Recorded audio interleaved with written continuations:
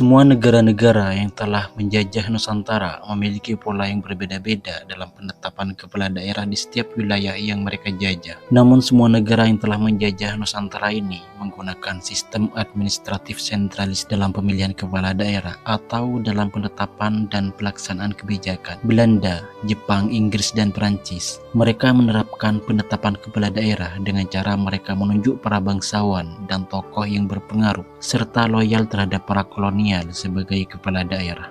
Ya, mereka adalah penduduk asli Nusantara, tapi mereka membantu para penjajah. Mereka memilih hidup nyaman dengan jabatan dan kekayaan di saat rakyat Nusantara menjerit akibat pembunuhan, penyiksaan, pemerkosaan, perampasan, dan kebiadaban lainnya oleh para penjajah. Tugas mereka adalah sebagai tangan kanan para penjajah dan menjamin kelancaran semua proses perampokan kekayaan Nusantara yang dilakukan para penjajah, seperti pemungutan pajak, penyediaan personil kerja paksa, dan lain-lain. Belanda semisal yang menjajah mulai dari tahun 1600-an hingga 1942, mereka menetapkan bupati atau kepala daerah dengan cara diangkat dari kalangan bangsawan lokal atau tokoh masyarakat yang dianggap mampu bekerja sama dengan Belanda. Dalam sistem ini, mereka bertanggung jawab untuk mengumpulkan pajak dan mengelola tenaga kerja paksa. Saat Jepang menduduki Indonesia mulai tahun 1942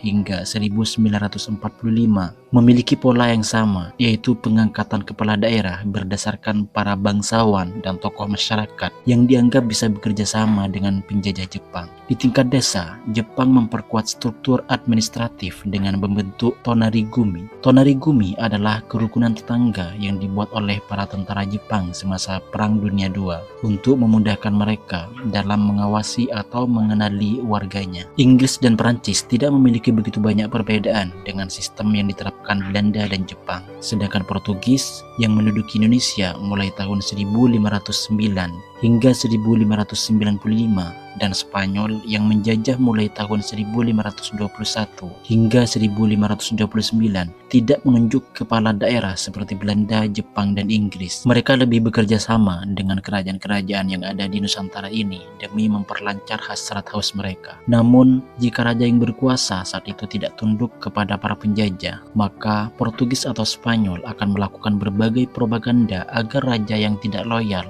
akan diganti dengan raja yang taat dan bekerja sama dengan para penjajah. Tugas-tugas kepala daerah di masa penjajah tidak jauh berbeda antara setiap penjajah dari negara manapun. Di antaranya, mobilisasi tenaga kerja, romusa. Romusa adalah istilah yang merujuk pada buruh paksa Jepang selama Perang Dunia II. Kepala daerah diwajibkan mengirim tenaga kerja untuk kerja paksa, seperti membangun infrastruktur perang. Setiap kepala daerah diberikan kuota tenaga kerja yang harus dipenuhi, sehingga mereka sering memaksa rakyat. Dan cara seperti ini bukan hanya Jepang, para penjajah lainnya juga tidak jauh berbeda. Kepala daerah juga bertanggung jawab mengumpulkan bahan pangan seperti beras untuk kebutuhan tentara Jepang. Mereka juga memungut pajak dan upeti dari masyarakat dengan nilai yang fantastis. Kepala daerah harus menyampaikan pesan-pesan propaganda seperti kemakmuran bersama Asia Timur Raya untuk menanamkan kesan positif tentang penjajah. Mereka juga bertugas mengawasi rakyat agar tidak melakukan perlawanan terhadap Jepang.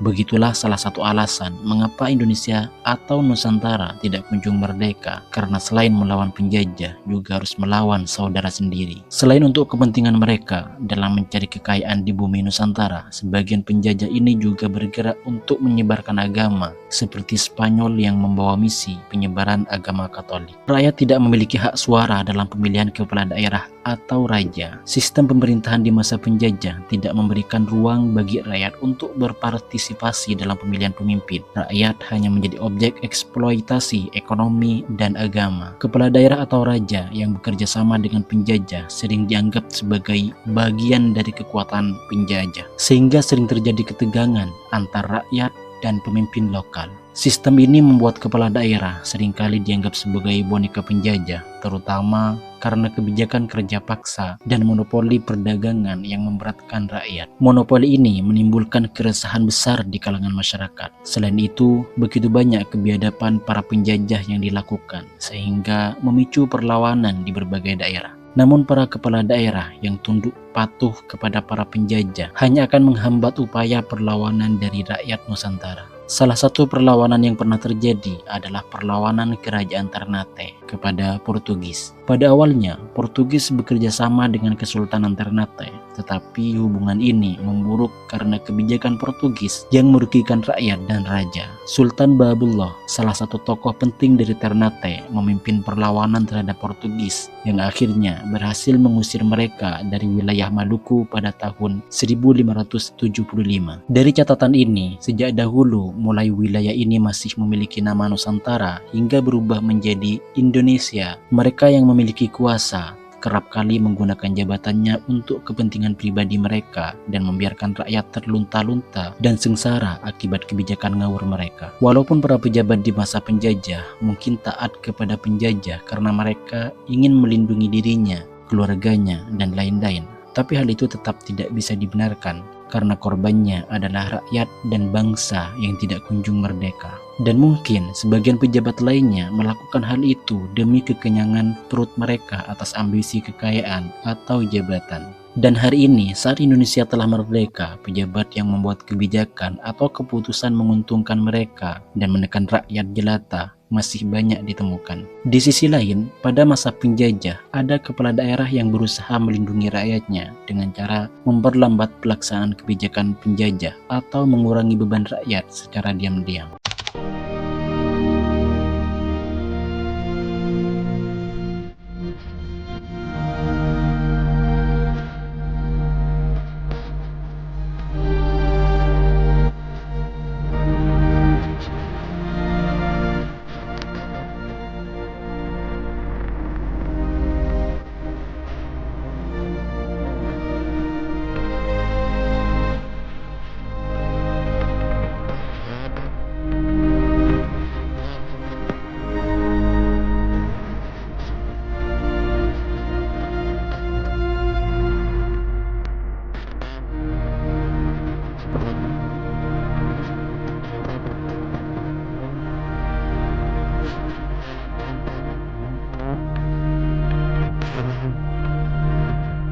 Pada awal kemerdekaan, sistem pemerintahan di Indonesia masih bersifat sentralistik dan banyak kepala daerah diangkat oleh pemerintah pusat. Gubernur, bupati, dan wali kota biasanya ditunjuk oleh pemerintah pusat melalui Menteri Dalam Negeri atau Presiden. Pemilihan langsung oleh rakyat belum diterapkan karena situasi politik dan keamanan yang belum stabil. Namun pemilihan umum terhadap DPR dan Dewan Konstituante telah dilaksanakan di seluruh Indonesia dan mendapatkan suara dari rakyat secara langsung pada tahun 1955. Pemungutan suara pada pemilu 1955 dilakukan sebanyak 2 kali, yaitu untuk memilih anggota DPR pada 29 September 1955 dan untuk memilih anggota Dewan Konstituante pada 25 Desember 1955. Pemilihan umum legislatif Indonesia 1955 biasa dikenal dengan Pemilu 1955 untuk memilih Dewan Perwakilan Rakyat. Pemilu ini merupakan pemilu pertama yang pernah dilaksanakan sejak Indonesia merdeka. Jumlah kursi DPR yang diperebutkan berjumlah 257. Pemilu ini dipersiapkan di bawah pemerintahan Perdana Menteri Ali Sastroamidjojo. Walaupun Ali Sastroamidjojo mengundurkan diri dan pada saat pemungutan suara, kepala pemerintahan dijabat oleh Perdana Menteri Burhanuddin Harahap. Pemilihan umum legislatif 1955 ini dianggap sebagai pemilu yang paling demokratis sepanjang sejarah Indonesia. Pada masa demokrasi terpimpin di bawah Presiden Soekarno, pemilihan kepala daerah tetap dilakukan secara tidak langsung pada tahun 1959 hingga 1966. Kepala daerah dipilih oleh Dewan Perwakilan Rakyat Daerah atau DPRD. Tetapi seringkali keputusan akhir berada di tangan Presiden atau Menteri Dalam Negeri. Hal ini mencerminkan kuatnya kendali pemerintah pusat terhadap pemerintahan daerah. Pada masa Orde Baru, mulai dari 1966 hingga 1998 di bawah kepemerintahan Presiden Soeharto, sistem pemilihan kepala daerah di Indonesia sangat tidak masuk akal. Meskipun pemilihan dilakukan melalui Dewan Perwakilan Rakyat Daerah, Proses ini hanya bersifat formalitas karena calon kepala daerah sepenuhnya ditentukan oleh pemerintah pusat, khususnya melalui Menteri Dalam Negeri. Sistem ini memastikan bahwa pemerintah pusat memiliki kendali penuh atas daerah. Kepala daerah yang terpilih biasanya adalah mereka yang memiliki loyalitas tinggi kepada pemerintah pusat dan Presiden Soeharto. Golkar sebagai partai politik utama yang mendukung Soeharto memainkan peran dominan dalam menentukan hasil pemilu melalui DPRD. Akibatnya, kebijakan yang diterapkan di daerah seringkali lebih mencerminkan kepentingan pemerintah pusat. Sistem yang sangat mengecewakan ini mengakibatkan lemahnya peran daerah dalam menentukan arah kebijakan lokal. Kepala daerah lebih banyak berfungsi sebagai pelaksana kebijakan pusat, sehingga inovasi dan inisiatif daerah terhambat. Proses pemilihan kepala daerah ini juga kerap dikritik karena minimnya transparansi, partisipasi rakyat, dan rentan terhadap praktik korupsi serta nepotisme. Kondisi ini menjadi salah satu pemicu munculnya gerakan reformasi di akhir tahun 1990-an. Tuntutan reformasi mengarah pada desentralisasi kekuasaan dan demokrasi yang lebih terbuka, termasuk perubahan sistem pemilihan kepala daerah menjadi lebih inklusif dan partisipatif.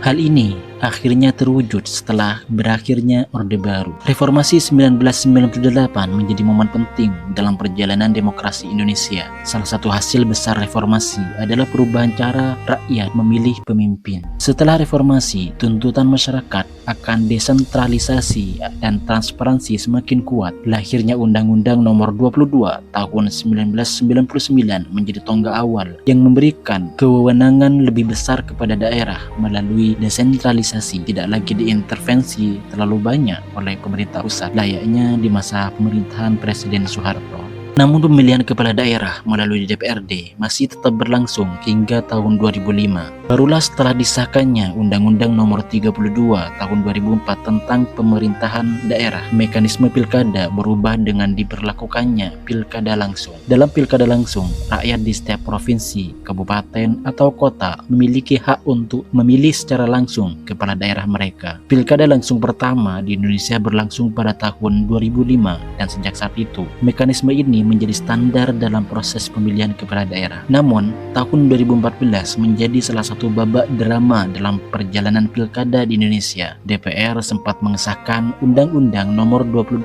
Tahun 2014 yang mengembalikan sistem pemilihan kepala daerah melalui DPRD, bukan melalui suara rakyat secara langsung. Namun, masyarakat tidak tinggal diam. Gelombang protes besar-besaran akhirnya membuat Presiden Susilo Bambang Yudhoyono mengeluarkan Perpu yang membatalkan aturan tersebut. Pilkada langsung pun tetap dipertahankan hingga hari ini. Selain itu, peraturan terkait pilkada telah mengalami berbagai perubahan. Salah satunya adalah pengaturan jadwal pilkada serentak. Sistem ini pertama kali diterapkan pada tahun 2015, di mana pemilihan kepala daerah di tingkat provinsi, kabupaten, dan kota dilaksanakan secara bersamaan. Pada hari yang sama, langkah ini bertujuan untuk meningkatkan efisiensi proses pemilihan serta mengurangi pengeluaran anggaran negara. Kemudian pelaksanaan pilkada serentak berikutnya diadakan pada 27 November 2024. Di mana seluruh pemilihan kepala daerah akan digelar secara bersamaan dan mendapatkan suara langsung dari rakyat.